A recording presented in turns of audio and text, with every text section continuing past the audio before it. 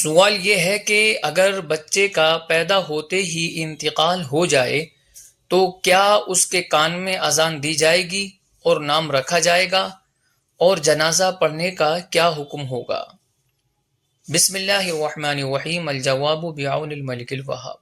پوچھی گئی صورت میں بچے کے کان میں اذان دینے کی حاجت نہیں کہ اذان و اقامت کہنے کا جو فائدہ تھا، یعنی بلاؤں اور شیطانی آفات سے محفوظ ہونا، وہ باقی نہیں رہا۔ بہار شریعت میں ہے جب بچہ پیدا ہو تو مستحب یہ ہے کہ اس کے کان میں اذان و اقامت کہی جائے۔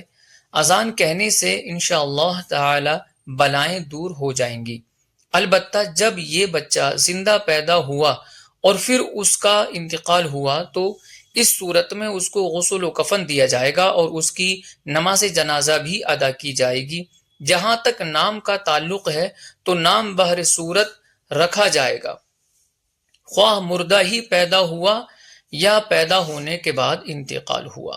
صدر الشریعہ مفتی امجد علی اعظمی علیہ رحمہ فرماتے ہیں کہ مسلمان مرد یا عورت کا بچہ زندہ پیدا ہوا، یعنی اکثر حصہ باہر ہونے کے وقت زندہ تھا پھر مر گیا، تو اس کو غسل و کفن دیں گے اور اس کی نماز جنازہ پڑھیں گے۔ بچہ زندہ پیدا ہوا یا مردہ، اس کی خلقت تمام ہو یا نہ تمام، بہرحال اس کا نام رکھا جائے اور قیامت کے دن اس کا حشر ہوگا۔ واللہ اعلم تبارک و تعالی ورسولہ اعلم صلی اللہ علیہ وسلم۔